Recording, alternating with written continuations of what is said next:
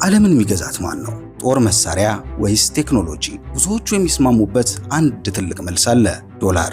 ነገር ግን አሜሪካ ዶላርን እንደ ልቧ እንድታትም በዱቤ እንድትኖርና በዓለም ላይ የበላይነቷ እንድታረጋግጥ የረዳት ትልቅ ሚስጥር ፔትሮ ዶላር ይባላል። ዛሬ በዚህ ቪዲዮ አሜሪካ ከሳዑዲ አረቢያ ጋር የገባችውን ሚስጥራዊ ውል፣ ይህ ውል ለአሜሪካ የሰጣትን የማይነካ አቅምና አሁን ላይ የኢራን ሚሳኤሎች ይህንን ግንኙነት እንዴት እየፈተኑት እንደሆነ በዝርዝር እንመለከታለን። ቪዲዮውን እስከ መጨረሻ ተከታተሉት። አብራችሁን ቆዩ። ሰብስክራይብ ማድረጉን አትርሱ። አሁን ወደ ፕሮግራሙ እናምራ። ታሪኩ የሚጀምረው ከዛሬ 50 ዓመት በፊት ነው። ለአውሮፓውያን አቆጣጠር 1970ዎቹ መጀመሪያ ላይ አሜሪካ በታሪኳ አይተው የማታውቀው ትልቅ የኢኮኖሚ አደጋ ተደቅኖባት ነበር። እስከ ዛሬ ድረስ ኒክሰን ሾክ እየተባለ የሚጠራው ክስተት በ1971 ተከሰተ። ፕሬዚዳንት ሪቻርድ ኒክሰን ዶላር ከወርቅ ጋር ያለውን ትስስር አቋረጡ። ከዚያ በፊት ዶላር እንደ ወርቅ ነበር የሚታየው፣ ምክንያቱም ማንም ሰው ዶላር ይዞ ወደ ባንክ ቢሄድ ወርቅ መቀየር ይችል ነበር። ያ ግን ቀረ። ዶላር ተራ ወረቀት የመሆን አደጋ ተጋረጠበት። በዚህ መሃል ነው ሌላ ማዕት የመጣው። በ1973 በነበረው የአረብ እስራኤል ጦርነት ምክንያት የአረብ ሀገራት ለአሜሪካ ነዳጅ አንሸጥም ብለው ማዕቀብ ጣሉ። በአሜሪካ የነዳጅ ማደያዎች ላይ ረዣዥም ሰልፎች መታየት ጀመሩ። ኢኮኖሚው ተናወጠ። አሜሪካ ግን በአንድ ድንጋይ ሁለት ወፍ የምትመታበት ብልህ ዘዴ ዘየደች። የውጭ ጉዳይ ሚኒስተር ሄነሪ ኪሲንጀር ወደ ሪያድ በረሩ። ከሳውዲው ንጉሥ ፋይሰል ጋር ተገናኙ። እዚያ ክፍል ውስጥ የተደረገው ውል ነው እንግዲህ ለ50 ዓመታት ዓለምን የገዛውን ፔትሮ ዶላር የወለደው። ውሉ እጅግ በጣም ቀላል ግን ደግሞ እጅግ በጣም ረቂቅ ነበረ። አሜሪካ ለሳውዲ እንዲህ አለቻት፣ አንደኛው ከዛሬ ጀምሮ ነዳጃችሁን ለዓለም ስትሸጡ በአሜሪካ ዶላር ብቻ እንዲሆን እናዛለን። ጃፓንም መጣች። ፈረንሳይ ነዳጅ ከፈለገች መጀመሪያ ዶላር መግዛት አለባቸው። በሁለተኝነት ከነዳጅ ሽያጭ የምታገኙትን ትርፍ ደግሞ አሜሪካ ባንኮች ውስጥ አኑሩት ወይም የአሜሪካ መንግስት ቦንድ ግዙበት። በሌላ አነጋገር ሳውዲ ነዳጅ ሸጣ ያገኘችውን ገንዘብ መልሳ ለአሜሪካ በብድር ትሰጣለች ማለት ነው። ታዲያ በዚህ ምላሽ ሳውዲዎች ምን አገኙ? ሳውዲዎች በወቅቱ የነበራቸው ትልቁ ፍርሃት ቤተሰባዊ አገዛዛቸው ወይ ቤተሰባዊ ንጉሳቸው በጠላት ይወረር ይሆን ወይስ በውስጥ አመዝ ይፈርስ ይሆን የሚል ነበረ። አሜሪካ እንዲህ የሚል የብረት ዋስትና ሰጠቻቸው። እናንተ ዶላርን ብቻ አንግሱ፣ እኛ ደግሞ ባለን አቅም የሳውዲን ንጉሳዊ ቤተሰብ ከማንኛውም ጠላት እንጠብቃለን። እጅግ ዘመናዊ የጦር መሳሪያዎች እንሰጣቸዋለን። ማንም እናንተን ቢነካ እኛን እንደነካ ይቆጠራል። ይህ ውል ነው እንግዲህ ፔትሮ ዶላር የሚባለው። ዶላር ነዳጅን ይገዛል፣ ነዳጅ ደግሞ ዶላርን ያጠናክራል። አሜሪካ ደግሞ በጦር መሳሪያ የታጀበ ጥበቃ ትሰጣለች። የገንዘብና የጥይት ጋብቻ ይባላል። ከዚህ ቀን ጀምሮ ዶላር ከዓለም አቀፍ የንግድ ልውውጥ 80 በመቶውን ተቆጣጠረ።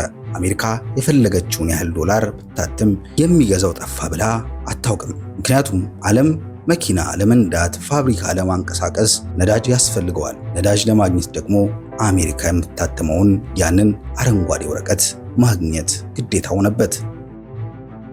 እስቲ ያስቡት፣ እናንተ የራሳችሁን ገንዘብ በቤታችሁ እያተማችሁ ያንኑ ገንዘብ ተጠቅማችሁ ከዓለም የምትፈልጉትን ሁሉ መግዛት ብትችሉ ምን ይሰማችኋል? አሜሪካ ላለፉት 50 ዓመታት ያደረገችው በትክክል ይህንኑ ነው። የኢኮኖሚ ባለሙያዎች ይህንን ልዩ የታደለ መብት ይሉታል። እናንተ ደግሞ የምትሉትን በሉት። ይሄ የፔትሮ ዶላር ስምምነት ለአሜሪካ 3 የማይተኩ የኃይል ምንጮችን ሰጥቷታል። እነሱን እስቲ እንመልከት። የመጀመሪያው ሰው ሰራሽ ፍላጎት። ዶላር ካለ ብቻ ነው የምትኖረው። አንድ ሀገር መኪና ለማንቀሳቀስ፣ ፋብሪካ ለማሰራትና መብራት ለማግኘት ነዳጅ ያስፈልገዋል። ነዳጅ ለመግዛት ደግሞ ግዴታ ዶላር ያስፈልገዋል። ለምሳሌ ጃፓኖች ምርጥ መኪና ሰርተው ወደ አሜሪካ ይልካሉ። አሜሪካ ደግሞ በራሷ ማተሚያ ቤት ያተመችውን ዶላር ትሰጣቸዋለች። ጃፓኖች ያንን ዶላር ለምን የሚፈልጉት ይመስላችኋል? መቼም መኪናቸውን ስለጠሉት አይደለም። ዶላሩ ከሌላቸው ከሳውዲ ነዳጅ መግዛት ስለማይችሉ ነው። ይህ ማለት ዓለም በሙሉ ነዳጅ እስከፈለገ ድረስ አሜሪካ የምታትመውን ዶላር ሁልጊዜ ተፈላጊ ነው ማለት ነው። ሌሎች ሀገራት ገንዘባቸው ዋጋ እንዳይወርድ ሌት ተቀን ሲለፉ፣ አሜሪካ ግን ዶላሯን ዓለም ላይ በግድ ተፈላጊ ስላደረገችው የኢኮኖሚው የበላይነቷን ሳትለፋ አስጠብቃለች። ሌላኛው ደግሞ ወሰን የሌለው ብድር ነው። አብዛኞቹ ሀገራት ገንዘብ አትመው ገበያ ላይ ካበዙ ገንዘባቸው ዋጋ ይረክሳል፣ የኑሮ ውድነት ሰማይ ይነካል። አሜሪካ ግን ከዚህ ሕግ ነፃ ናት። እንዴት? ሳውዲዎች ነዳጅ ሸጠው የሚያገኙትን ቢሊዮን ዶላሮች በሳጥን አያስቀምጡትም። መልሰው ለአሜሪካ መንግስት በብድር ይሰጡታል። አሜሪካ ያንን ገንዘብ ተጠቅማ ለዜጎቿ ደሞዝ ትከፍላለች፣ ትልልቅ ፕሮጀክቶችን ትሰራለች፣ አልፎ ተርፎ ዓለምን የምታስፈራራበት የጦር መሳሪያ ትገዛበታለች ወይም ታመርትበታለች። በአጭሩ አሜሪካ ከሳውዲ ነዳጅ ትገዛለች። የከፈለችውን ዶላር ደግሞ በብድር መልክ በማግስቱ ወደ አሜሪካ ካዝና ይመለሳል። ይህ ክብ ዳንስ አሜሪካ ያለምንም ጭንቀት በዱቤ እንድትኖር ያስችሏታል። ሶስተኛው ደግሞ የገንዘብ ጦር መሳሪያ ነው። ይህ የመጨረሻው እጅግ አስፈሪ ጥቅም ነው። ዶላር የዓለም መገበያያ ስለሆነ ማንኛውም ትልቅ የንግድ ልውውጥ በአሜሪካ ባንኮች ቁጥጥር ስር ማለፍ አለበት።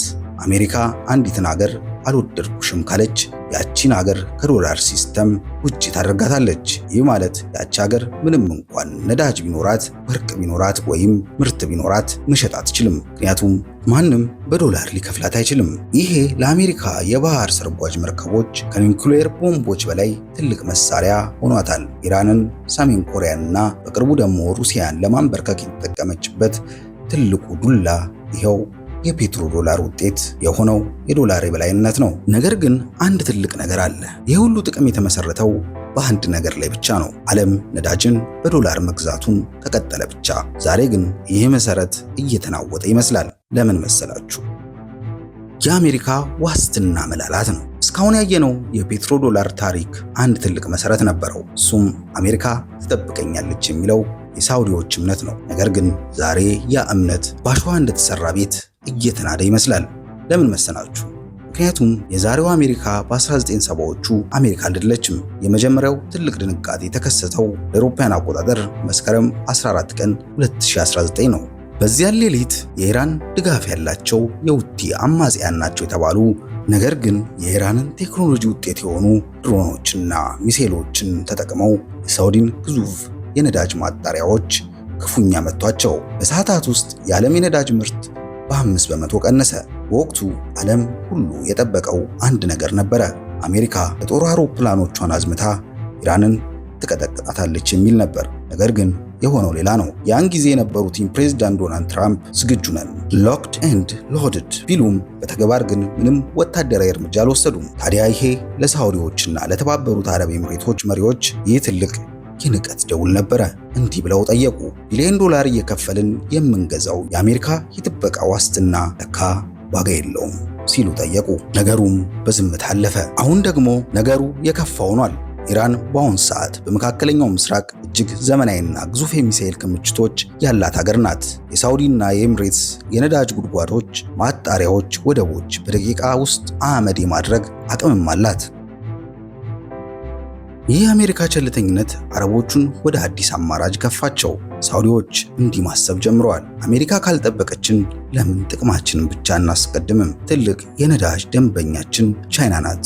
ቻይና ደግሞ ነዳጁን በገዛ ገንዘቧ በዩዋን ልግዛችሁ እያለች ነው። ይሄ እርምጃ ከተወሰደ ግን ፔትሮ ዶላር ሞተ ማለት ነው። ቻይና ለሳውዲዎች የጦር መሳሪያ የቴክኖሎጂ ድጋፍ እያቀረበች ነው። ኢራንና ሳውዲን በዲፕሎማሲ እያቀራረበች ነበር። ይሄ ማለት አሜሪካ በመካከለኛው ምስራቅ የነበራትን ብቸኛ ጠባቂነት ያከትምለታል ማለት ነው። የኢራን ሚሳኤሎች ስጋት አረቦችን ከአሜሪካ እቅፍ አውጥቶ ወደ ቻይና፣ ሩሲያ ጎራ እየገፋቸው ነው። የዶላር ንግስና መሰረት የሆነው ያ ሚስጥራዊ ውል ዛሬ በኢራን ሚሳኤሎች በቻይና ዲፕሎማሲ እየተናወጠ ነው። እንግዲህ ትልቁ ጥያቄ እዚህ ጋር ነው። ዓለም ለ50 ዓመታት የለመደችው የፔትሮ ዶላር ስርዓት ሊያበቃለት ይሆን? ለብዙ አስርት ዓመታት ኢራንና ሳውዲ እንደ አይጥና ድመት የማይታረቁ ጠላቶች ነበሩ። አሜሪካም ይህንን ቅራኔ ተጠቅማ እኔ ካልጠበቅኳችሁ ኢራን ትበላችኋለች በሚል ማስፈራሪያ ሳውዲን በዶላር ሰንሰለት አስራ ተቆይታለች።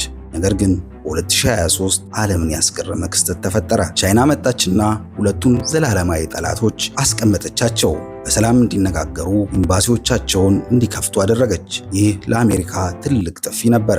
ቻይና ለአረቦቹ እያለቻችሁ ያለው ሰላም ከፈለጋችሁ እኔ ያለሁላችሁ፣ ነዳጃችሁን በዩዋን ከሸጣችሁ ደግሞ የኢኮኖሚ አጋርነታችሁ ይበረታል የሚል ነው። ይህ ብቻ አይደለም። ሳውዲ አረቢያ፣ የተባበሩት አረብ ኤምሬትና ግብፅ የብሪክስ አባል ሀገራት መሆናቸው የፔትሮ ዶላር የሞት ደብዳቤ እየጻፉ እንደሆነ ያሳያል። ብሪክስ ማለት ዶላርን አንፈልግም የሚል ሀገራት ስብስብ እየሆነ መጥቷል። ኢራን አሁን ላይ የምታሳየው ወታደራዊ ጡንቻ አረብ ሀገራት አሜሪካ ካሁን በኋላ አትጠብቃችሁም የሚለውን ድምዳሜ እንዲያጠናክሩ እያደረጋቻቸው ነው። ኢራን በአካባቢው የበላይነቷን በያዘች ቁጥር አረቦች ደህንነታቸውን ለማስከበር ወይም ከኢራን ጋር መተባበር አለባቸው ወይ ደግሞ አዲስ ጠባቂ ቻይናን መፈለግ አለባቸው። በሁለቱም መንገድ ግን ዶላር ተሸናፊ ነው። የፔትሮ ዶላር ዘመን እያከተመ ነው። ይህ ደግሞ ለዓለም አዲስ የታሪክ ምዕራፍ፣ ለአሜሪካ ታላቅ ፈተና፣ ለቻይና እና ለሩሲያ ደግሞ ትልቅ ዕድል ይዞ መጥቷል። ውድ ተመልካቾቻችን የዛሬው ትንታኔያችን ይመስላል። የፔትሮ ዶላር መዳከም ማለት የነዳጅ ዋጋ መቀየር ብቻ አይደለም፣ የዓለም የፖለቲካ ካርታን መቀየር ጭምር ነው። እናንተስ ምን ትላላችሁ? ዶላር በቅርቡ የዓለም መገበያያነቱ ያበቃል ወይስ አሜሪካ ሌላ ተአምር ትፈጥር ይሆን? ሳዑዲ አረቢያ አሜሪካን ሙሉ በሙሉ ፊቷን ታዞርባታለች? ሐሳባችሁን በኮሜንት ላይ አጋሩን። ይህ ቪዲዮ መረጃ ሰጪ ሆኖ ካገኛችሁት ላይክ ማድረጋችሁን፣ ለሌሎቹ እንዲደርስ ሼር ማድረጋችሁን እንዳትረሱ። ለቻናላችን አዲስ ከሆናችሁ ደግሞ ሰብስክራይብ በማድረግ ቤተሰብ ይሁኑ። በቀጣይ በሌላ አስገራሚ ጂኦፖለቲካዊ ትንታኔ እስከምንገናኝ ቸር ቆዩን።